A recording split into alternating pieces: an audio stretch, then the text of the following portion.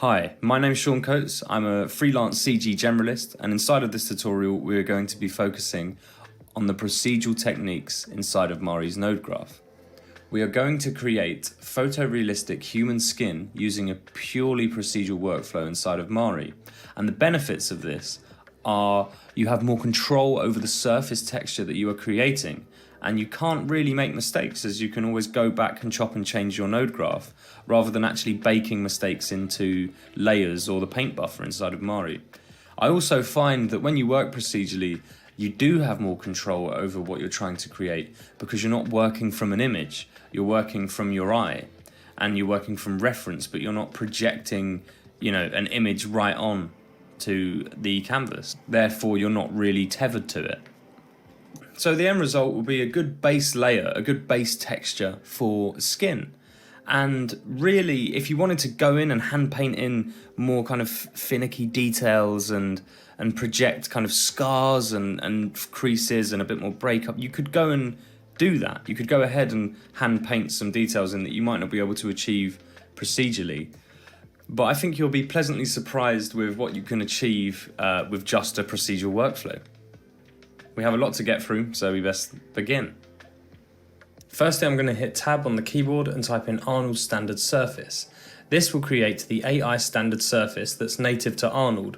I'm picking this one because it's the one I'm most familiar with. However, you can pick any shader you like. In order to create any texture or any material, we need to create a shader because here we can define the surface properties like how reflective a surface is or how bumpy it is. So it's the starting point for any material development. So the first step is to simulate the subdermal layer of skin. So this is the fatty and bloody reds and yellows that hides under or behind the top layer of skin. So we're going to hit Tab on the keyboard and create a color node.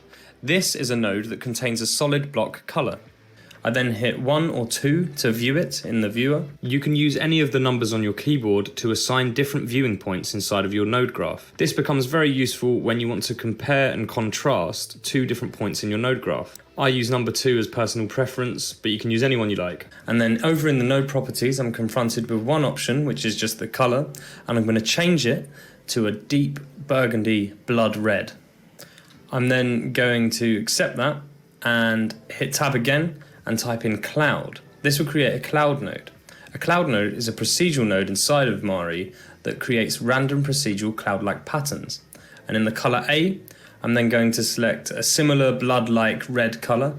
And in color B, I'm going to select that fatty kind of yellowy color that you would expect to find on the subdermal layer of skin. The subdermal layer of skin is the kind of undercoat or the underlayers that sit behind the pigment. So in the node properties on the cloud, we're going to scale it down to 0.3, and then we're going to turn the roughness up to 0.65. This gives it a more veiny, organic feel. We can then hit Tab on the keyboard again and type in merge to create a merge node to merge these two nodes together. So we're going to plug the constant, the color, into the base and the cloud into the over. With the merge selected, I can hit 2 to view it. And over in the node properties, I'm going to leave the mode on normal and turn the blend amount down to 0.31. This will knock the yellow and the red in the direction of that bloody burgundy color that we chose, giving it a more flesh-like feel. So it's more similar to something we would expect to find under a layer of skin. With all 3 of the nodes selected at once, I can hit Tab on the keyboard and type in backdrop. This will encase all 3 nodes inside of a backdrop node that we can title. Backdrop nodes are a very good way to stay organized inside of the node graph as they allow you to label certain sections and certain nodes inside of your script. They're especially useful when creating larger scripts as it means you can locate sections very quickly and you won't get lost. I'm then going to hit Tab on the keyboard again and create another color node. I'm then going to hit 2 to view it. This node is going to control the base pigment of our bust. This could be any color you want according to the ethnicity of the character you are texturing. So for the bust I'm texturing, I'm going to select a brown pigmentation for the skin. I'm then going to hit Tab on the keyboard again and create a cellular node. We're going to be using this node a lot in this tutorial as it's a very useful tool when creating organic textures. It already has that coming together like pattern of cells that you would expect to find on an organic texture such as skin. So I'm going to change the color B to a dark brown so it sits more naturalistically on top of the diffuse pigment that I've already picked. And then I'm going to scale it right down. This is then going to add this kind of microscopic level of detail or grain to the surface texture and quality of the skin, just so it's not a flat color to start with. So if we zoom in on the viewport, once we have settled for a size of 0.04, we can really see these microscopic organic details starting to happen. I'm then going to hit tab on the keyboard and create a merge node. I'm then going to plug the color, the pigment into the base and the cellular noise into the over. Inside of the node properties, I'm going to change the mode to multiply. With the merge node selected, I'm then going to hit 2 so I can see it in the viewer. And I'm going to turn the blend amount down to 0.65. So holding Alt and right click, I'm going to zoom in on the viewport, and you can begin to see this kind of microscopic detail appearing. I'm quite happy with how that's blended, but again, as I'm working procedurally, if I want to go back and change anything later, I can do that as it's a totally non-destructive way of working. With all 3 nodes selected, I'm going to hit tab on the keyboard and create another backdrop node just to stay organized. I'm going to make this backdrop node a little bit larger because we still have more nodes to add to this section of the script. I'm going to remove the color from it and create another backdrop node just specifically for that. And I'm going to title this one Pigment, as it's just holding the pigment color. And the larger one I'm going to title Dermal.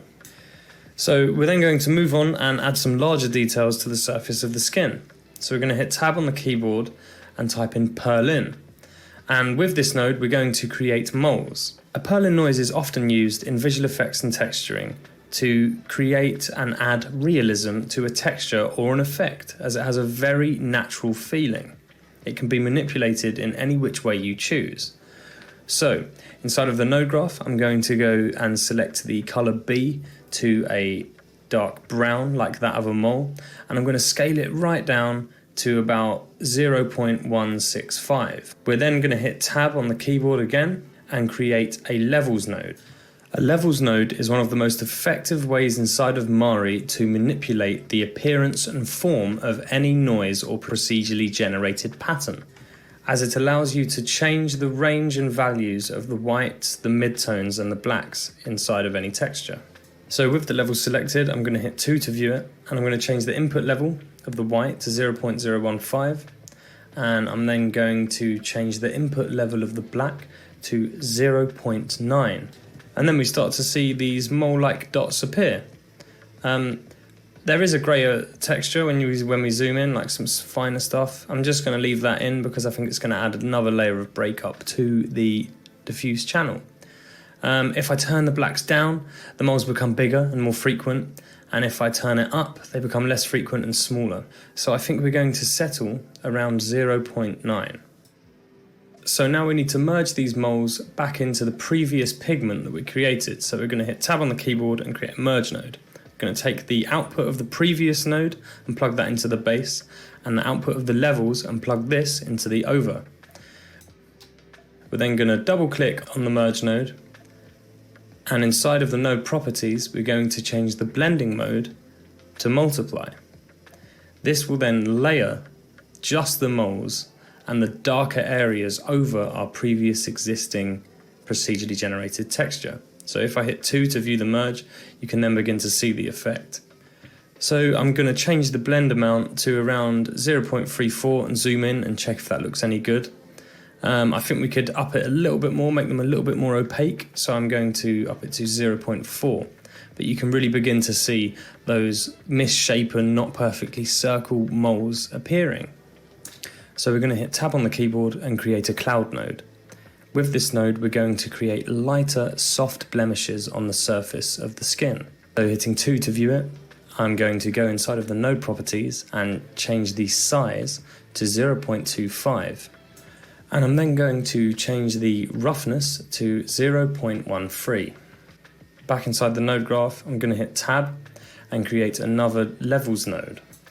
So I'm then going to put the output of the cloud into the input of the levels. Inside of the node properties, I'm going to change the input level of the white to 0 and the input level of the black to 0.1. And here we can get these white splodges kind of appearing, but they have a very hard edge at the moment. If we zoom in, we can see they have a very, very hard edge. So we need to find a way to soften these. So back in our node graph, we're going to hit Tab on the keyboard and create a bake point. Bake points are used for a number of things inside of the Mari node graph. You can use them to optimize a scene that is very heavy on the processor. So anything downstream to it, your computer, once it's baked, will no longer have to process and compute the nodes to the left of it. So here I'm going to hit bake to give that effect inside of the node properties. You can also use bake points to export flattened textures in any format that you choose. But we're going to use this bake point to blur and soften the edges of the white blemishes that you can currently see in the viewer. So we go to the filter tab inside of the node properties and hit edit filters. We're then going to select blur and we're going to change the radius to 10 and hit apply. So with the bake point selected, I can then zoom into the viewer and see that the edges on these white blemishes have been softened. So if we do before, and it's really, really hard, after, it has a nice fall off. So now we have that kind of gradation, we now need to merge this back into the previous layers. So I'm going to create a merge node, and I'm going to take the output of the previous merge and put it into the base, just like last time, and the output of the bake point and put that into the over. I'm then going to double click on the merge node to open it in the node properties and change the blend mode to lighten. I can then view the merge inside of the node graph, and you can see these white blemishes that are really garish and they're nowhere near realistic. So we need to turn it right down to a minuscule value because we want it to be a very subtle effect, much like a very subtle blemish on the surface of the skin. So I'm going to turn it down to 0.01 because I think that's the appropriate amount. If I zoom in and check it out, it looks good to me. So I'm now going to do a little bit of script organization and create another backdrop node for the nodes that I use to create the mole layer with. And I'm going to also do the same for the nodes that I just created to make the blemishes. So finally, we can add the subdermal layer with the dermal layer by creating a merge node. So I'm going to hit Tab on the keyboard and create a merge node. And I'm going to take the output of the subdermal section and put that in the base. And I'm going to take the output of the dermal section and place that into the over. I'm then going to select the merge and hit 2 to view it. And then inside of the node properties, if I turn down the amount, you can see those yellows and reds of the subdermal coming through. We want this to be very, very subtle and not very overpowering. So we are going to change the amount to 0.99. And there we can see just a very subtle breakup in colour. And I'm just going to go back and make one final change in the merge of the light blemish section. I'm going to change the amount to 0.005 just to knock it back a little bit more because I want it to be even more subtle than it was. So we're now ready to view the dermal and subdermal layers of skin in the diffuse colour of the Arnold standard surface. So we're going to take the output of the last merge and plug it into the diffuse colour. We're going to hit 2 once we've selected the Arnold standard surface to view the shader. In the viewer, we're going to see that the surface quality is far too shiny. So I'm going to double click on the Arnold standard surface and hit 2 to view it. And then inside of the node properties, I'm going to turn the roughness up inside of the specular section to 0.65. I'm going to go back into the node graph, hit tab, and then create a cloud node. I'm going to use this cloud node to break up the specular weight to kind of emulate a layer of grease, or just to break up the sheen to make it a little bit rougher in areas and a little bit shinier in areas. So by plugging the cloud into the specular weight and then clicking on the Arnold Standard Surface shader and hitting 2 to view it, we will see how the cloud is affecting the specularity of the skin. So inside of the node properties, I'm going to turn the size down to 0.34, and I'm going to turn the roughness down to 0.27. Then in the B color, I'm going to change that black to a light gray, something much closer to color A. And what this is going to do is it's going to close the gap in the difference between the rougher areas and the shinier parts of the bust. As the lighter the colour, the more reflective the map will be. So we're now ready to move on to the subsurface scattering part of the tutorial. So subsurface scattering is a very integral part of making any human or organic thing looking like it's alive, because what it does is it allows light to refract through the flesh. So this creates a glowing effect that really makes stuff look like it's alive and made of flesh. So we're going to hit tab on the keyboard and create a color node. So we're then going to double click on it and head over to the node properties, where we will click on the color and reselect the color to a more muted red, something a bit more pastel-y. Once you're happy with your color, hit OK, and then hit 2 to view the color in the viewer. We're then going to hit tab on the keyboard and create a 2-point gradient. This node is very useful when working procedurally, as it allows you to create masks without using a brush tool or a paint stroke. So if I select the 2-point gradient node, I am then confronted with its node properties. And here, if I hit these pluses, I can create 2 locators. If I then hit the P next to the plus, I can then move the locators, and here we can see it's a linear gradient, so it's just A to B. We want to change the mode to radial. This will now act as a more spherical gradient, and it's more appropriate for what we want to use it for, as we want to target specific areas of the bust, for example the ears and the nose.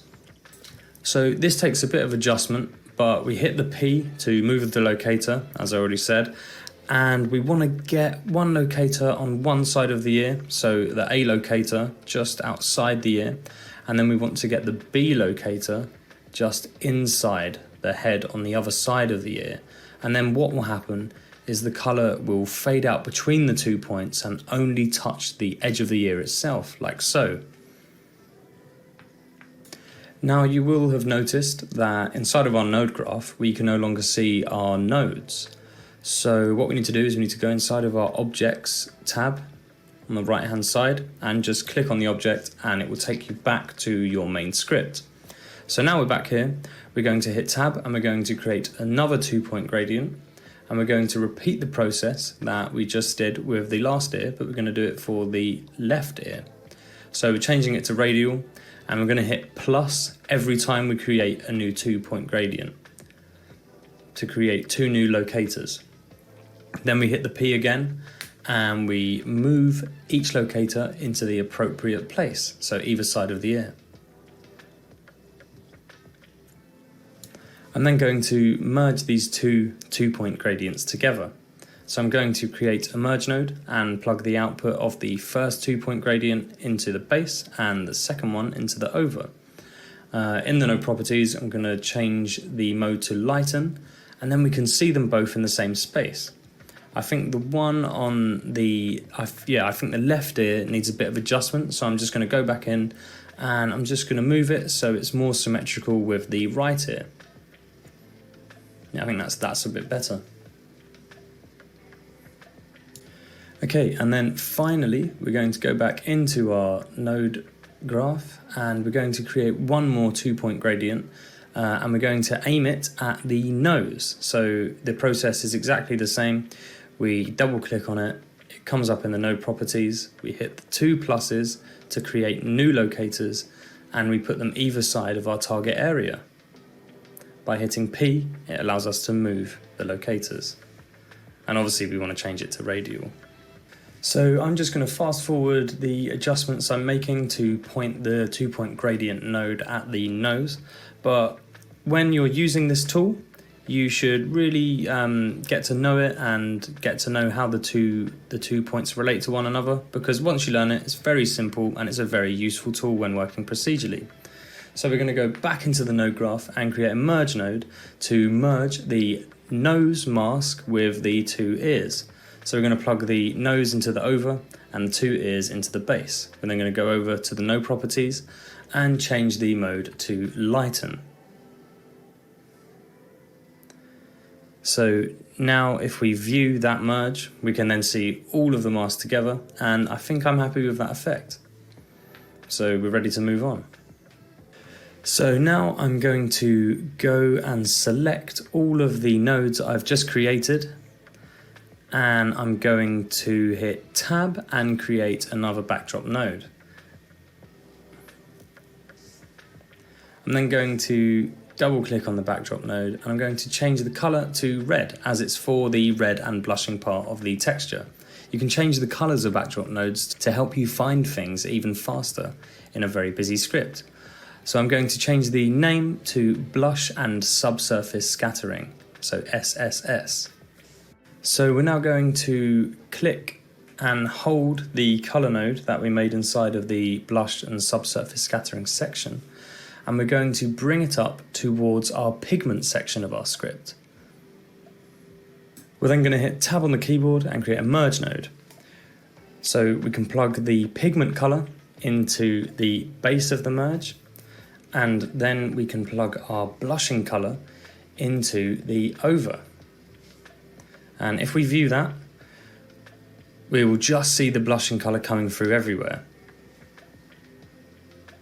So what we're going to do is we're going to plug the 3 2-point gradients that we made earlier in the Blush and Subsurface Scattering section into the mask. So we're going to take the last output of that section and we're going to plug it into the mask of the pigment. And now you can see just the affected areas. So we're going to turn the mix down so it's a much more subtle effect to maybe about 0.222. So now we can check to see how this looks when we are viewing the shader itself. So I select the shader and I hit 2, and the effect kind of isn't that obvious. So we can go back into the merge and turn the mix up to 0.76, and then you can begin to see it a little bit more. So now we can move on to adding the actual subsurface scattering effect to our network. So by hitting Tab and typing in levels, I create a levels node, and I'm just going to take the last output from the subsurface scattering section and plug it into the input of the levels I've just created. I'm then going to double click on the shader, and inside of node properties go back into the subsurface scattering section, and I'm going to click on the color and I'm going to select a more pastel-y kind of muted red, and then we can go ahead and take the output from that levels node and plug it into the subsurface weight. This will then use all of the 2-point gradients and the levels as a mask for the subsurface scattering. And then with the levels selected and hitting 2, we can view it. And I'm going to lift the blacks just a little bit, just so the subsurface scattering effect hits the whole bust and not just the targeted areas, giving it more of a flesh-like realistic feel. And I think the nose is a little bit too red, so inside of the node properties of the levels, I'm just going to turn the white down to 0.813 just to knock the effect back a bit and calm the redness down. So we're now going to move on to the next section, and this will be the bump mapping. So we're going to hit Tab on the keyboard and create a backdrop and title it Micro Bump. This is an integral part of the process because it's where all the surface quality of the skin is going to occur. So the pimples, the wrinkles, the creases, and we're even going to raise the moles that we made earlier. So we're going to go back into the node graph and hit Tab, and we're going to create a cellular node. So the idea here is we want to create very small pores, so tiny little holes that are dotted all around the surface of the skin. So we're going to scale it down inside of the node properties to 0.08. We're going to zoom in, and we can see already that we can see these little dots occurring in this more kind of organic and irregular way. And we're going to then change the color A to black and the color B to white. So we're going to inverse the coloring. And then we're going to hit tab on the keyboard again, and we're going to couple this with a levels node. So we're going to plug the output of the cellular into the input of the levels. And inside of the levels node, we're going to turn up the input level of the mid values to 0.82. And this is going to create a more dotty, spotty kind of effect. And then we're going to hit tab on the keyboard again and create another cellular node. We are then going to view the cellular node, and inside of the node properties we're going to change the size to 0.15, and here we can see a slightly larger variation of cells appearing, and we're going to couple this with another levels node just to push it and manipulate it a little bit more. And we're going to use this second cellular node to add a bit of breakup to the first, really, just to add a little bit of variance. So inside of the levels, we're going to change the output black to 0.3. And inside of the input levels, we're going to change the white to 0.6, the mid to 0.45, and the black we're going to change to 0.2. And here you can now see a more spotty kind of dotted effect occurring. So now we need to merge these two together. So we're going to hit tab on the keyboard and create a merge node. We're going to plug the first levels into the base and the second into the over. We're going to double click on it, and inside of the node properties we're going to change the mix amount to 0.1. So now if we hit 2, we can view the merge, and we will see that the larger cellular node will be overlaid onto the first. And all this is doing is it's adding a bit more breakup and changing the regularness in the height of both the pores and the skin. Creating a breakup in the regularness of any organic texture is always going to help believability, because the brain is built to pick up on regularities. So our eyes are very good at picking up when something looks far too regular and a little bit uncanny. So we're then going to hit tab with all the nodes selected and create a backdrop node, and we're going to title this node pores. We're then going to move on and hit tab on the keyboard and create another cellular node. We're then going to view the node, and inside of the properties we're going to change the size to 0.1. With this layer of nodes we are going to create the creases and the folds that you see on skin. So we're going to create a levels node, and we're going to plug the output into the input of the levels. And inside of the node properties here, we're going to change the output black level to 0.2. We're going to change the input white level to 0.6. And we're going to change the mid level to 0.45. And finally the black level to 0.2. So we're now going to create a merge node to merge the current nodes with the pores in the previous section. So we're going to take that output from the last merge, plug it into the base, and plug the levels into the over. And inside of the node properties, we're going to change the blending mode to screen, which is found under the lighten category. And then you might think, oh, this doesn't look much like creases. So what we're going to do is we're going to turn the mix amount down to 0.1. And then what you will see is you will see those kind of pocketed cell-like outlines that you see on the surface of skin. I'm just going to turn the blend amount down to 0.15 just to knock it back a tiny bit. And then I'm going to go back into the node graph and create another cellular node. This node I'm going to scale down even more than the last one, but it's going to be acting in a very similar vein where it will be creating skin creases. So inside of the node properties, I'm going to view the cellular node, and I'm going to turn the size down to 0.045. And then if I zoom into the viewer, you can see the really small effect happening. I'm going to take the output of the cellular node and plug it into the input of the levels. And inside of the levels, I'm going to change the black to 0.2, the black to 0.2 again, and then the mid to 0.45 and the white to 0.6. Then we're going to hit tab on the keyboard to create a merge node, and we're going to repeat the process that we did before and take the output of the previous merge and plug that into the base, and then the output of the levels and plug that into the over. We then double click on the merge and go inside of the node properties, and inside of the mode we're going to change that to lighten and then screen. And we're then going to turn the blend mode down to 0.15, and then if we zoom into the viewer and we view the previous merge, we can't really see the bigger ones coming through, so we're going to go back into the previous merge and we're going to turn that up a bit, and then you can begin to see those larger creases be a bit more prominent behind the smaller one. We're then going to select all of the nodes that we've just made, and we're going to create a backdrop node and title it creases.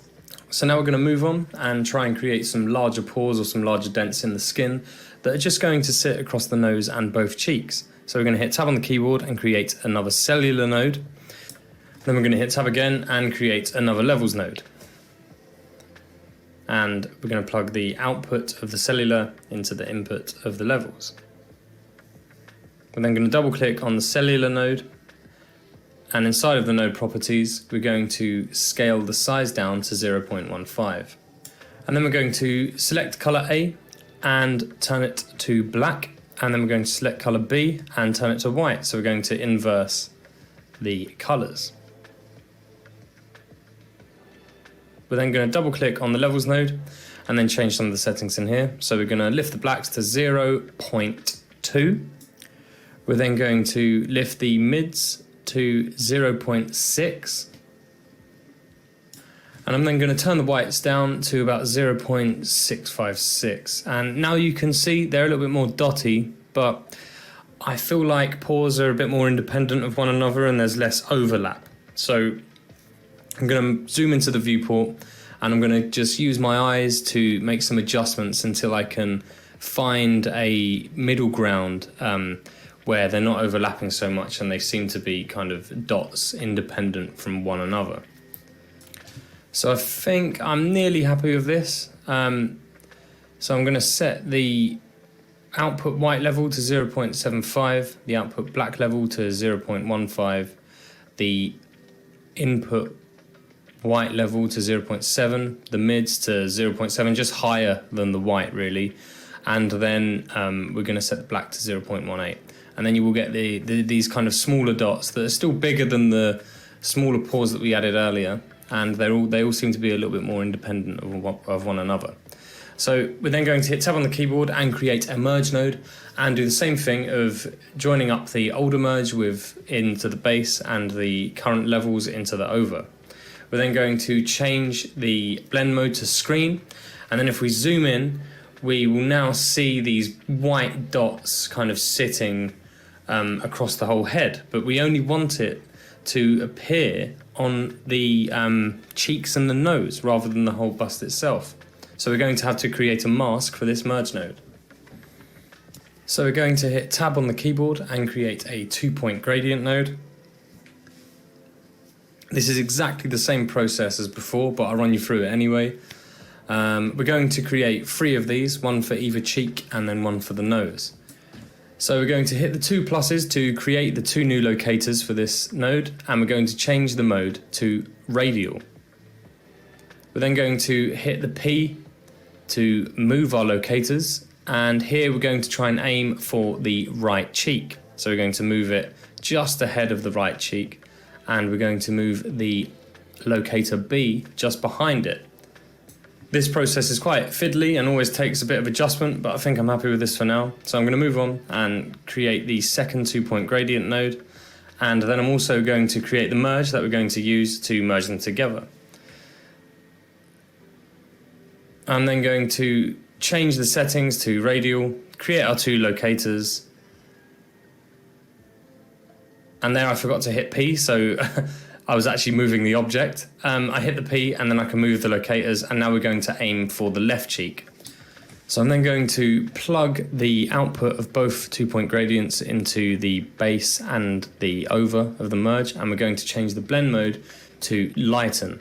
And here I can see they're not quite equal, so I'm going to go back into the first 2-point gradient and match it up with the second one, because I think I prefer the placement of that one. This is one of the beauties of using this instead of a paint tool, is it's so much easier to adjust and get right. And you can adjust it an infinite amount of times without having to erase anything, because you're just simply moving the mask as opposed to having to hand paint anything. So finally, I'm going to create my last 2-point gradient node, and I'm going to add it to the nose area. So again, radial, create your 2 locators and hit P to translate them. So once you make these adjustments and you're happy with the location of it just covering the nose and maybe a little bit of the brow, and create a merge node. So we're going to hit tab and hit merge, and we're going to plug the output of the previous merge into the base and the new nose 2-point gradient into the over. We're then going to change the mode to lighten and view it. And here we can see all 3 of them working in the same space. And this is where our larger pores and our larger dents in the skin are going to hit. So we're going to take that output and we're going to plug that into the mask of the large pore section that we made previously. Now we're going to select all of the nodes that we just made, and we're going to create a backdrop node to stay organized. We're going to title this Large Pores Mask. And then we're just going to move this up, and we're also going to select the large pore nodes, and we're going to do the same there, and we're going to create a backdrop node just so we can make adjustments if needs be. So just to check that we have the desired effect, I'm going to select the large pores merge node and I'm going to view it. And then I'm going to view the previous merge to see the difference. And I can see these white kind of dots just appearing on the nose and the cheek when I toggle between them. But so far in this bump map, the pores are appearing white and the wrinkles are also appearing white, and everything else is kind of darker. And if you know anything about the rules of bump mapping, then the darker tones inside of a bump map are normally the things that go inward. So what we have to do is we have to invert our bump map. So what we're going to do is we're going to hit tab on the keyboard and create an invert node. And we're going to take the last output of the merge node and put it into the input of the invert. We're then going to lift the invert up towards our shader so we can plug it into the bump section. I'm looking through the options on the shader node and I cannot see an option for bump. So this means I must have made a mistake when selecting the shader. So I'm going to hit tab on the keyboard and I'm going to type in Arnold Standard Surface. And here I'm going to be confronted with 2 options. Before, I picked the one without the shader network. So we need to make sure we're selecting the one with the shader network in brackets.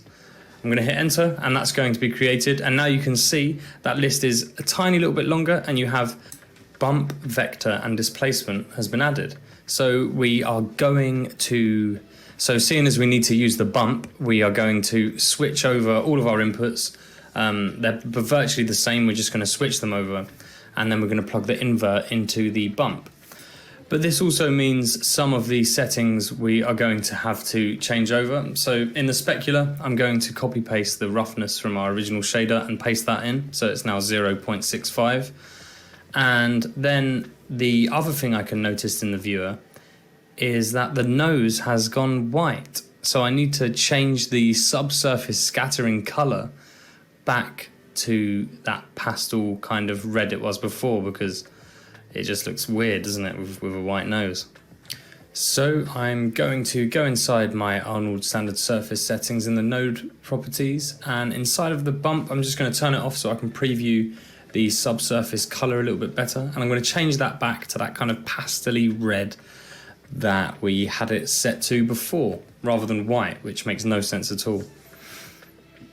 Okay, and now we're back to where we were. We're then going to go into the bump section inside of our shader, and we're going to set this to an appropriate scale. So inside of the bump weight, we can turn it up really high and get a ridiculous effect, or we can turn it to a more subtle setting such as 0.02. And there, I think that's a little bit too smooth, so I'm going to turn it up a bit to 0.03, and now we're getting that really subtle kind of skin-like surface quality with the very slight bumps and creases.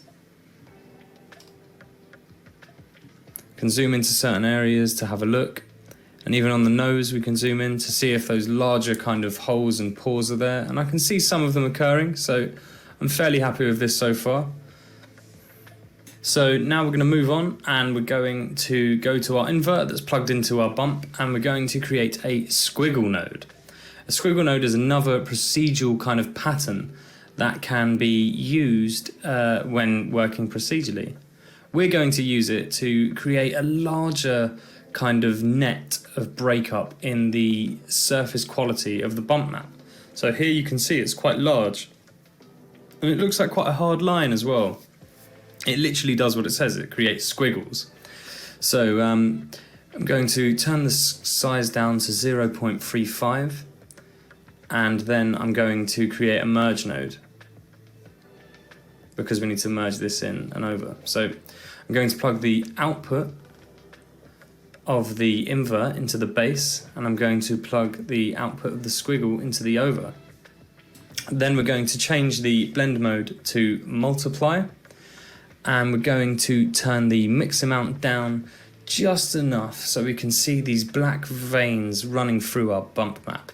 And what this is going to do is it's going to give that kind of organic, irregular breakup, and it's going to make the bump map a little bit smoother in areas and a little bit rougher in other areas, but not too smooth, you know, for it to not be effective, but just a tiny little bit to, you know, add to believability and add that breakup that we're looking for. So in the viewer, I'm going to view the shader, and I'm just going to give it a quick inspection. I'm just going to speed through this. Yeah, it looks not bad to me. And then I'm going to create a backdrop node to encompass and encase all of the nodes that we've just created. And I'm going to call this one Bump Breakup, because that's exactly what it's doing. It's breaking up the bump map. Okay, so now we're ready for the next step. And what we're going to do is we're going to add our moles to our bump map. So essentially what we're going to do is we're going to go up into our script from earlier, and we're going to find where we put the moles in. So as we've been so organized, we can easily find where we have put the moles. So I'm going to go back down here where my bump map is, and I'm going to create an invert node. So if we go up to our moles section and we view the levels inside of our moles section, we can see the moles are black and the surrounding is white. And what we need is we need the opposite of that. So we need the moles to be white. So I'm going to take the output of the levels and plug it into the input of the invert. So now if I view the invert, it will obviously invert the color. And I think now we're going to have to create a bake point to blur and soften the edges of that, because it's a little bit too harsh, I think. There's not enough fall off for a nice, even, realistic bump. So we're going to hit bake, and then we're going to go into the filters tab, and we're going to hit edit filters.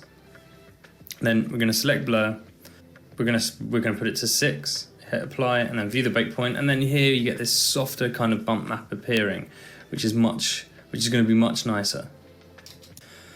So now I'm going to hit tab on the keyboard and create another merge node.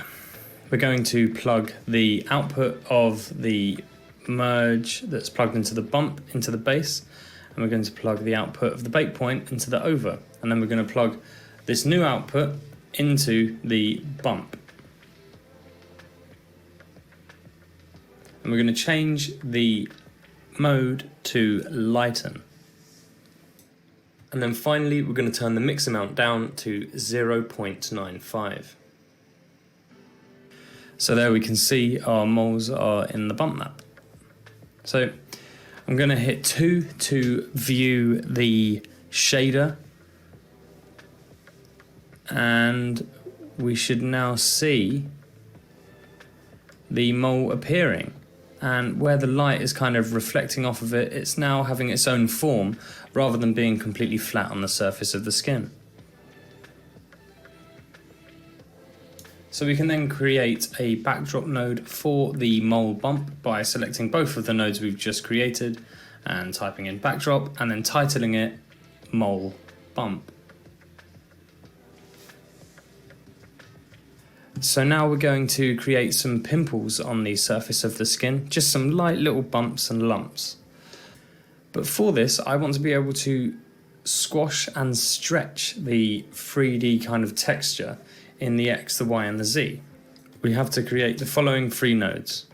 Firstly, I'm going to hit tab on my keyboard and I'm going to type in position. Then I'm going to hit tab again, I'm going to type in vector and hit enter to create a vector node. And then I'm going to type in multiply to create a multiply node. Then I'm going to take the output of the position and plug it into A, and the output of vector and plug it into B. And then this setup here will allow you to control, squash and stretch any texture that you plug into the output of the multiply using the node properties inside of the vector node. I'm then going to shift select all of these nodes and hit Ctrl G to group them. I'm then going to click on the group, and inside of the node properties I'm going to change the name to scale, because that's precisely what this grouping of nodes will do. So I'm then going to hit tab on the keyboard again and create a cellular node, and I'm going to plug the output of the scale into the position of the cellular node. So then if I click on the cellular node and I go inside of its node properties and I change the size inside of the node properties, you're not going to see much happening because we need to make some changes inside of our scale group. So with the group selected, hit Control and enter, and then the nodes inside of the scale will appear in a separate tab under the node graph. And then inside of here we're going to double click on the vector, and we're going to change the Y value first, and this will stretch everything in the Y. So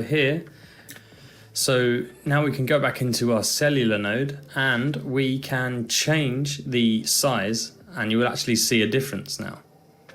But obviously we're not looking for a stripy pattern, we want it to be more similar to pimples. So we're going to go back into the scale tab in the node graph, and we're going to change some of the properties inside of the vector node. So we're going to stretch the X up to 0.5, and then if we change the Z value, we really don't see much of a difference in the squash and the stretch of the texture. So we're really mainly concerned with just the X and the Y. I'm fairly happy with this, and I think the pimples are going to be a little bit longer across the forehead and the front of the face and down the neck than they will be on the side of the head. So I'm going to head back to the main node graph, and I'm going to hit tab on the keyboard and create a levels node. I'm then going to plug the output of the cellular node into the input of the levels. I'm going to select the levels node and hit 2 to view it. And inside of its node properties, I'm going to change the mid value to 0.85. I'm going to change the black value to 0.3. I'm then going to double click on the cellular node again and go back into its node properties, and I'm going to scale down the pattern a little bit because I think the circles that we're seeing there, they're not quite pimple size, they're a little bit bigger. So we're going to settle for 0.09, and then I'm going to select color A, and I'm going to turn that to black, and I'm going to then select color B, and I'm going to turn that to white because we want the pimples to be coming out of the bump map and not in. I'm going to go back into the settings and scale them up a tiny little bit because I think that was a little bit too small. Sorry to go back and forth, but you know, it's part of the process, is eyeing things up and trying to get things to the size that you want them to be. So we now need to merge these pimples back in over the rest of our bump map. So we're going to type in merge, and we're going to take our last merge in our line and plug that into the base, and we're going to plug the levels output into the over, and then we're going to plug this merge's output into the bump of our shader. Then I'm going to double click on the merge itself, and inside of the node properties I'm going to go to the mode, and we're going to change that to screen. So then if we click on this shader node and hit 2 to view it, we may be able to now see some pimples occurring on top of the skin. So now we're just going to stay organized and create a backdrop node by going back into the node graph and selecting all of the nodes we have just made and typing in backdrop. Inside of the node properties, we're just going to title this section Pimples. So finally, we're moving on to our last detail, which will be the wrinkles and lines that you get across your forehead and on your eyes. So I'm going to select the scale grouping in the pimple section and copy paste it by hitting Ctrl+C, Ctrl+V. And then I'm going to hit tab in the keyboard and create a cloud node. Inside of the cloud node's properties, I'm going to select color A and I'm going to inverse it. So I'm going to turn this to black, and then color B, I'm going to turn to white.